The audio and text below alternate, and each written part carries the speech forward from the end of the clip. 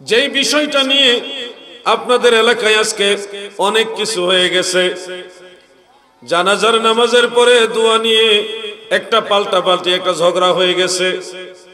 যেই লোকটা তার সারা জীবন দোয়ার পক্ষে লড়াই করে গেছে, যেই লোকটা সারা জীবনে অসংখ্য টাকা পয়সা দোয়া করার পক্ষে খরচ করেছে, নিজে শ্রম দিয়েছে, সেই লোকটার জানাজার পরে দোয়া হলো না বিধায় অনেকের মনে অনেক বড় কষ্ট। দোয়া করতে পারলেন না, কষ্ট নেওয়ার কারণ নাই, আপনারা আপনাদের মতো দোয়া করে নেন, তাহলে আপনাদের কষ্টটা কিছুটা হলো লাঘব হবে। আনুষ্ঠানিক দোয়া না হোক, আপনারা দোয়া করে নেন। আমি এই বিষয়টা নিয়ে একটু সামান্য কথা বলবো। জানাজার নামাজের পরে দোয়া, এই বিষয়টা যারা মানতে চান না, আমি তাদেরকেও সম্মান এবং বিনয়ের সাথে বলবো, ভাইরে ভাই, আমাদেরকে যদি প্রশ্ন করেন তাহলে আপনাদের প্রশ্নের উত্তরগুলি পেয়ে যাবেন। জানাজার পরে কেন দোয়া করেন, প্রশ্ন যদি আমাদেরকে করেন, জানাজার পরে কেন দোয়া করেন, আমরা উত্তর দিব আল্লাহর রাসূল এবং সাহাবায়ে কেরাম জানাজার পরে দোয়া করেছে, এজন্য আমরা করি। এরপর আরো প্রশ্ন করেন যে আল্লাহর রাসূল সাল্লাল্লাহু আলাইহি ওয়াসাল্লাম এবং সাহাবায়ে কেরাম জানাজার পরে দোয়া করেছেন, এটা কোন হাদিসে কোন দলিলে আছে, আমরা উত্তর দিব। উত্তর নোট করে রাখেন, কাজে লাগবে। ঝগড়া করেন না, ঝগড়া করে সমাধান আসবে না। কোরআন হাদিস সবার কাছে আছে, কিতাব সবার কাছে। আপনারা নিজেরা দেখেন, নিজেরা ট্রাই করেন, দেখেন, খুঁজে বের করেন, আপনারা সমাধান খুঁজে পেয়ে যাবেন। আমি মাঝে মধ্যেই একটা হাদিস শরীফ বলি, সহিহ মুসলিম শরীফ, আন্তর্জাতিক হাদিস নম্বর 2276। বলেন হাদিস নম্বর কত? 2200। বাংলা অ্যাপস এর মধ্যে গুগল শরীফে এই হাদিস নাম্বার মিল পাইবেন না। আগে বলে রাখি, নাহলে আবার পরে দেখা যাবে অনেক যুবক বেড়ে মোবাইলের মধ্যে টিপা 2276 বাইর করে দেখবে হাদিস নাই। আপনার অ্যাপস শরীফ আর গুগল শরীফে মিল পাবেন না। মেইন কিতাব আন্তর্জাতিক হাদিস নাম্বার 2276 সহিহ মুসলিম। সাহাবী বর্ণনাকারী হযরতে আউফ ইবনে মালিক রাদিয়াল্লাহু আনহু থেকে বর্ণিত, তিনি বলেন, সাল্লা রাসূলুল্লাহ সাল্লাল্লাহু আলাইহি ওয়াসাল্লাম আলা জানাজাতিন ফাহাফিজতু মিন দুআইহি ওয়া হুয়া ইয়াকুল আল্লাহুম্মা ইগফির লাহু ওয়ারহামহু اللهم اغفر له وارحمه واعف عنه واكرم نزله ووسع مدخله الى اخر الحديث। হযরতে আউফ ইবনে মালিক বলেন, আল্লাহর রাসূল জানাজার নামাজ পড়লেন, জানাজার পরে দোয়া করছেন। সেই দোয়া আমি শুনে শুনে মুখস্থ করেছি।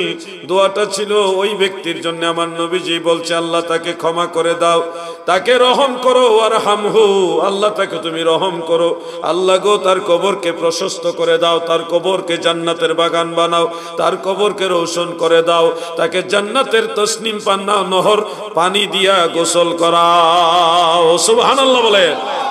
আল্লাহর হাবিব তার জন্য এত সুন্দর দোয়া করলেন। আউফ ইবনে মালিক রাদিয়াল্লাহু আনহু অন্যান্য সাহাবারা আক্ষেপ করতেছেন, আহারে, আমি যদি সেই মৃত ব্যক্তি হইতাম যার জন্য আল্লাহর নবী এইভাবে দোয়া করছেন। সুবহানাল্লাহ। এই দোয়াটা ছিল কখন? নামাজের ভিতরে না নামাজের পরে? এই ব্যাপারে হাফেজুল হাদিস ওয়া শারিহ মুসলিম ইমাম মুহিউদ্দিন নববী রাহমাতুল্লাহ আলাইহি শরহ মুসলিম আল মিনহাজের মধ্যে লিখেছেন, ফাহাফিজতু মিন দুআইহি, এই কথার তাশরীহ করতে গিয়ে লেখেন, এই দোয়াটা ছিল বাদাস সালাত, জানাজার নামাজের পরে। বাদাস সালাত, জানাজার নামাজের পরে। তার মানে বোঝা গেল আল্লাহর হাবিব নবী সরকারে দু জাহা রাহমাতুল লিল আলামিন নবী, আমার দয়াল নবী, জানাজার পরে দোয়া করেছে। টান মান্দাইল দরবার শরীফে হাজিরিন নবীর উম্মতেরা, আপনাদের কাছে আমার একটা প্রশ্ন, আপনারা আমাকে একটু বলুন, আল্লাহর নবী যেহেতু জানাজার পরে দোয়া করেছে, সেহেতু জানাজার পরে দোয়া করা জায়েজ না নাজায়েজ? আরে জবান খুলে বলো, জায়েজ না নাজায়েজ? আমি যদি কোনো ভুল তথ্য দিয়ে থাকি, যে কিতাবের কথা বললাম ওই কিতাবের রেফারেন্স নাই, এই দলিল নাই, তাহলে আমাকে আপনারা পাকড়াও করবেন। আমার ডান পাশে যিনি আছেন দরকার ইউনিয়নের সম্মানিত চেয়ারম্যান, ওনার মাধ্যমে আমাকে পাকড়াও করতে পারবেন, ধরতে পারবেন। জিহাদি সাহেব হাদিস বলছে, মুসলিম শরীফে হাদিস নাই, পারলে ধরেন আমাকে। শরহে মুসলিমের মধ্যে বাদা সলাতের কথা নাই, পারলে ধরেন। আর যদি আসলেই থাকে আল্লাহর রাসূল সাল্লাল্লাহু আলাইহি সাল্লাম জানাজার পরে দোয়া করছেন, তাহলে কেন এটার বিরোধিতা করছেন? বলুন কেন বিরোধিতা করছেন? আমার দয়াল নবী রাহমাতুল লিল আলামিন যেই দিকে আমরাও থাকবো সেদিকে, কি বলেন আপনারা? আমি আর একটা হাদিস বলি, শেষ করে দিচ্ছি, ঠিক আছে? একটা হাদিস শরীফ যেটা ইমাম বুখারী উস্তাদের লেখা, মুহাম্মদ ইবনে সাআদ রাহমাতুল্লাহ আলাইহির লেখা তাবাকাতুল কুবরা, সেখানে দুইটা সনদে হাদিসটা রয়েছে। একটা হলো হযরত আলী রাদিয়াল্লাহু আনহু থেকে, আরেকটা হযরত আবু বকর সিদ্দিক রাদিয়াল্লাহু আনহু থেকে। দুইটাই সনদ সহকারে উল্লেখ। এই কিতাবটা বেশি দিন আগের না, মাত্র 1200 বছরের আগের কিতাব। সেখানে উল্লেখ, রাসূল করিম সাল্লাল্লাহু আলাইহি ওয়াসাল্লাম যখন ইন্তেকাল শরীফ করলেন, নবীজি সশরীরে জিন্দা, বোঝানোর জন্য বলছি, নবীজির ইন্তেকাল শরীফের পরে সাহাবাই কারামের এক দল হযরত আবু বকর সিদ্দিক রাদিয়াল্লাহু আনহুর কাছে গিয়ে বললেন, আমরা কি আমাদের নবীর জানাজা পড়ব না, সালাতে জানাজা পড়ব না? আবু বকর সিদ্দিক বললেন, ক্বালা নাআম, অবশ্যই আমরা পড়ব, নবীজির জানাজা পড়ব। কিভাবে পড়ব? হযরত আবু বকর সিদ্দিক চিন্তা করলেন, আমার নবীজি সমস্ত নবীদের ইমাম, সমস্ত রাসূলদের ইমাম, কুল কায়নাতের নবী, আমার নবীর ইজাজত ছাড়া নবীজির জানাজার ইমামতি করার স্পর্ধা বা ক্ষমতা কাহারই হতে পারে না। সিদ্দিক আকবর বললেন, তোমরা একে একে সবাই আল্লাহর হাবিবের হুজরা মুবারকে প্রবেশ করো, প্রত্যেকেই যার যার ব্যক্তিগতভাবে তাকবীর সালাতু সালাম আদায় করো। অতঃপর একজন বের হলে আরেকজন প্রবেশ করবে। মানে ফাদাখালান নাসু আলা রাসূলিল্লাহি সাল্লাল্লাহু আলাইহি ওয়াসাল্লাম আরসালান ইউসাল্লুনা আলাইহি, সুম্মা দাখালান নিসাউ আলা রাসূলিল্লাহি সাল্লাল্লাহু আলাইহি ওয়াসাল্লাম আরসালান ইউসাল্লুনা আলাইহি, সুম্মা দাখালাস সিবয়ানু আলা রাসূলিল্লাহি আরসালান ইউসাল্লুনা আলাইহি। ইবনে মাজাহ উল্লেখ, সর্বপ্রথম পুরুষ লোকেরা লাইন ধরে ধরে আল্লাহর হাবিবের জিসম মুবারকের কাছে গেছে, যাইয়া ব্যক্তিগতভাবে সালাত এবং সালাম আদায় করে তারপরে বের হয়েছেন। পুরুষের পালা যখন একে একে শেষ হলো, মহিলারা লাইন ধরে ধরে দাঁড়িয়েছেন। মহিলারাও নবীজির জিসম মুবারকের কাছে যাইয়া ব্যক্তিগতভাবে সালাত এবং সালাম আদায় করে বের হলেন। মহিলাদের পালা যখন শেষ, অতঃপর ছোট ছোট বালক বালিকা, বাচ্চা, শিশু যারা, তারাও লাইন ধরে ধরে প্রবেশ করেছেন নবীজির উপরে। এককভাবে ব্যক্তিগতভাবে সালাত সালাম আদায় করলেন, কেউ ইমামতি করলেন না। এই অনানুষ্ঠানিক ইমামবিহীন ব্যক্তিগত সালাত সালাম যখন শেষ হলো, তখন হযরতে আবু বকর সিদ্দিক রাদিয়াল্লাহু আনহু, আরেকটা বর্ণনায় আছে দ্বিতীয় পর্যায়ে হযরতে আলী রাদিয়াল্লাহু তাআলা আনহু, তিনারা আমার নবীজির জিসম মুবারক যেখানে রাখা, নবীজির খাটিয়া মুবারকের কাছে গিয়ে দাঁড়ালেন। দাঁড়াইয়া নবীজির সামনে আবু বকর দোয়া করে গো। ওই দোয়া করার সময় ফায়াকুলুন নাসু আমিন আমিন আমিন, আবু বকর সিদ্দিক দোয়া করে, অন্যান্য সাহাবারা আমিন আমিন বলে। দ্বিতীয় পর্যায়ে হযরত আলী জানাজার পরে দোয়া করলেন, ফায়াকুলুন নাসু আমিন আমিন, হযরত আলী জানাজার পরে দোয়া করেছে আর অন্য সাহাবারা আমিন আমিন বলেছে। এই হাদিস থেকে স্পষ্ট প্রমাণ হয়ে যায়, জানাজার নামাজের পরে সাহাবাই কারাম দলবদ্ধভাবে দোয়া করেছেন। আমি জানতে চাই, টান মান্দাইলের নবীর প্রেমিকারা, আল্লাহর হাবিবের সাহাবারা যেহেতু জানাজার পরে দোয়া করেছে, বলুন তো জানাজার পরে দোয়া করা জায়েজ না না জায়েজ? জোরে বলেন, জায়েজ না না জায়েজ? যারা বলবেন না জায়েজ বিদআত, আপনারা দয়া করে দলিল পেশ করুন।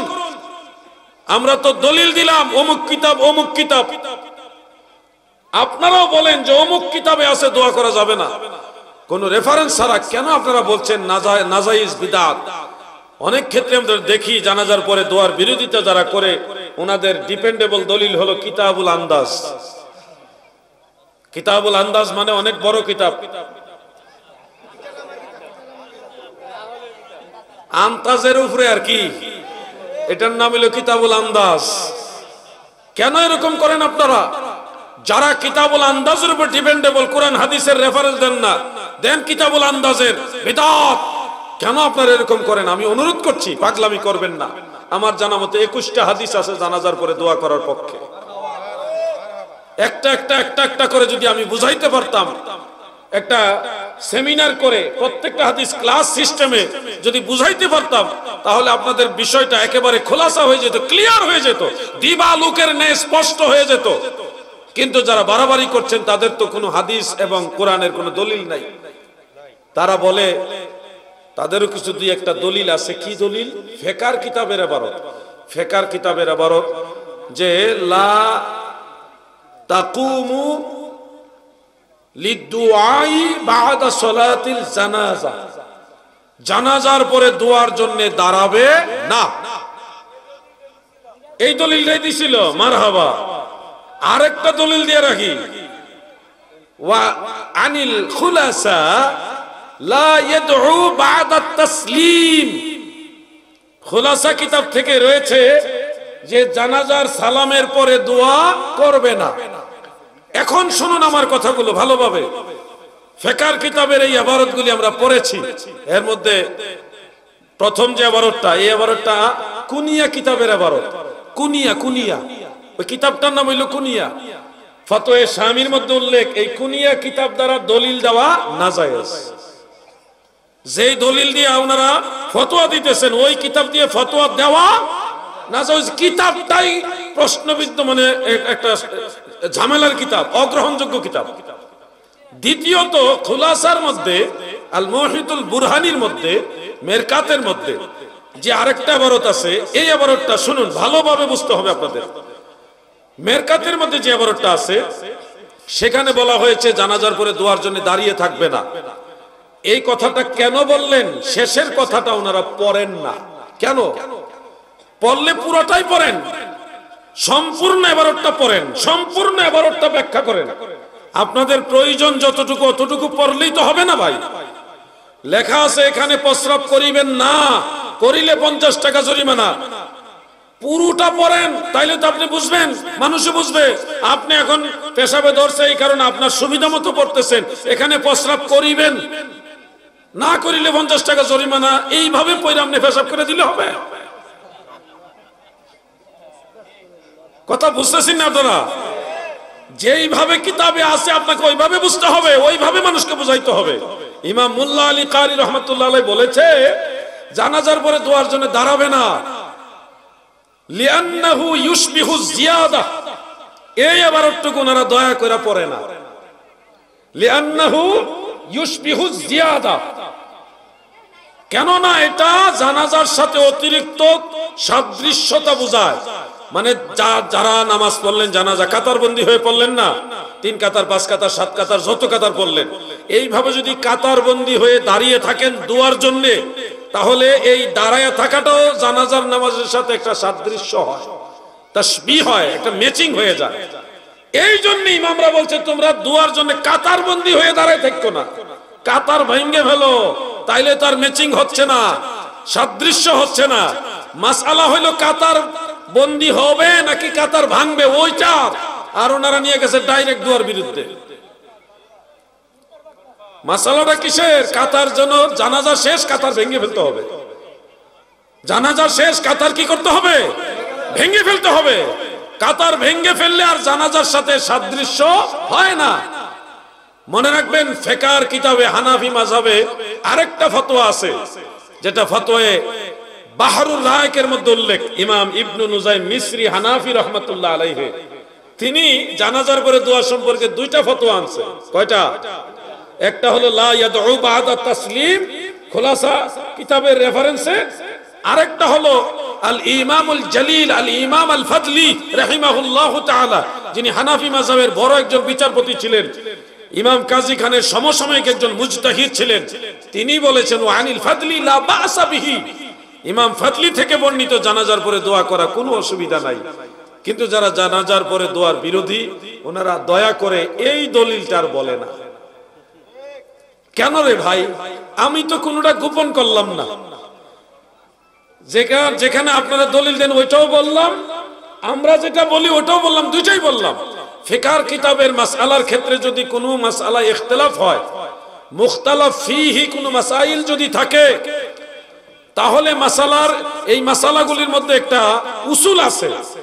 ইমাম আব্দুল বাকি জুরকানি রহমাতুল্লাহ আলাইহি শরহে মাওয়াহিব শরহে জুরকানি আলাল মাওয়াহিব সেই কিতাবের মধ্যে উল্লেখ করেছেন, কোন মাসালায় যদি একই বিষয়ে একাধিক মত থাকে, কোনটার উপরই রায় হয় নাই, আল আসাহ ওয়া হুয়া সহিহ ওয়া আলাইহিল ফাতওয়া ওয়া বিহি ইউফতা ওয়া নাখুযু বিহি, এই ধরনের কোন ওয়া হুয়াল মুখতার, এই ধরনের কোন শব্দ প্রয়োগের মাধ্যমে কোন মাসালাকে প্রাধান্য দেওয়া হয়নি, কিন্তু একাধিক মত আছে।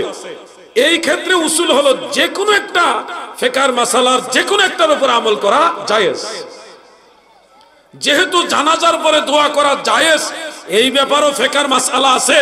আর সর্বোপরি আল্লাহ রাসূল এবং সাহাবায়ে কেরাম জানাজার পরে দোয়া করেছেন মর্মে হাদিসে আছে। অতএব যেই মাসালার সাথে মদিনাওয়ালার আমলের মিল আছে, ওই মাসালা বাদ দিয়া অন্য মাসালা আমল করা আমাদের দরকার নাই। ঠিক কিনা বলো?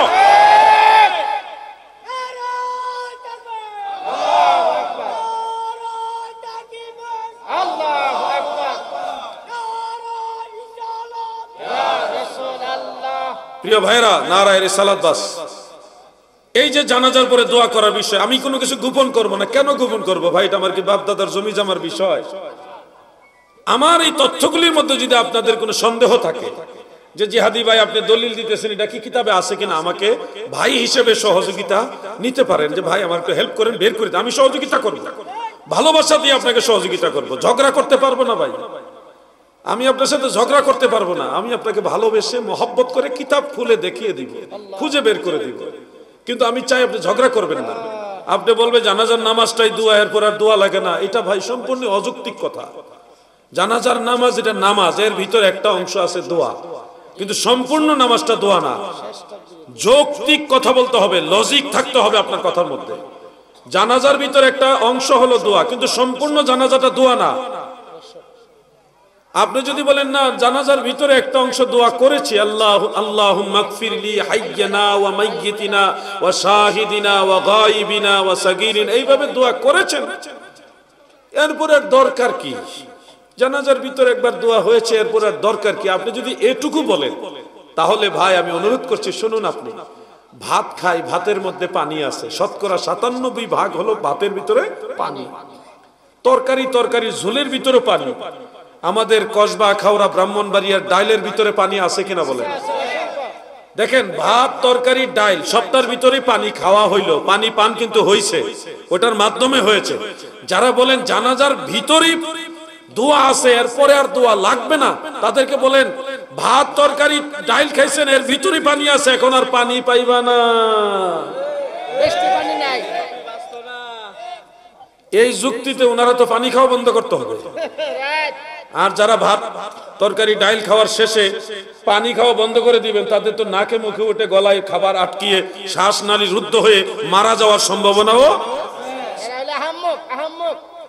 এজন্য আমার কথাগুলি লজিক নিয়ে আপনি বিচার করেন, বিশ্লেষণ করেন। আপনি বলবেন না যায়, আরে ভাই আপনার কথার সাথে দলিল থাকতে হবে, তো দলিল তো থাকতে হবে। আমি আজকে স্পষ্ট ভাষায়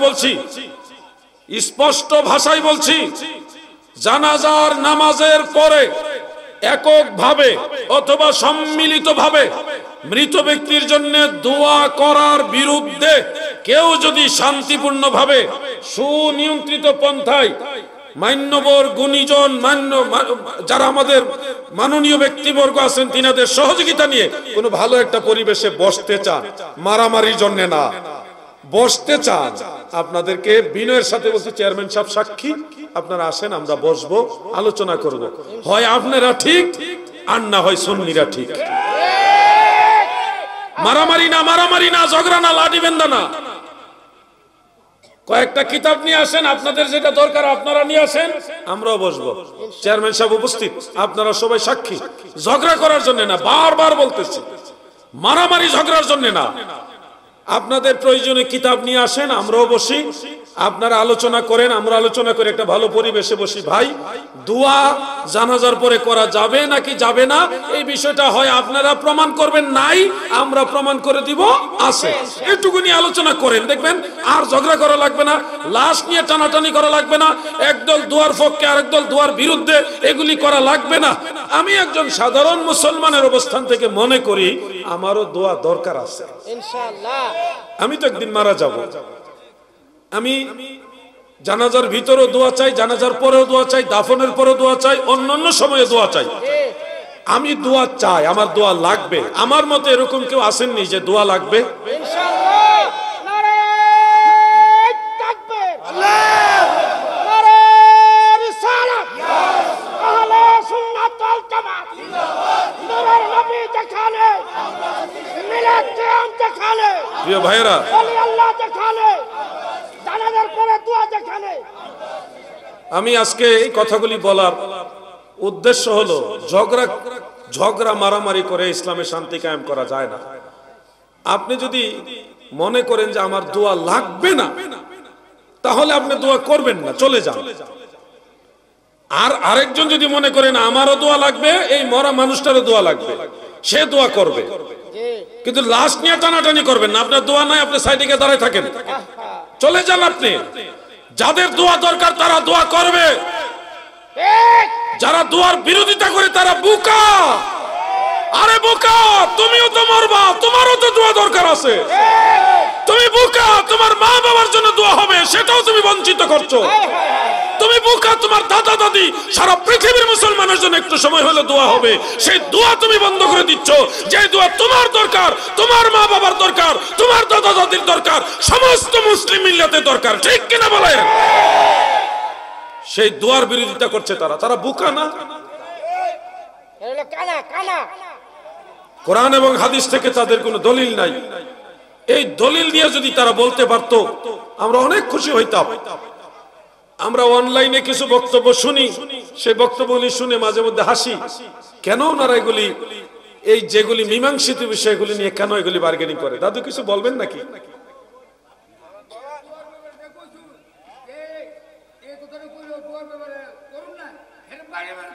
ওরে বাবা রে, স্যার যে গরম!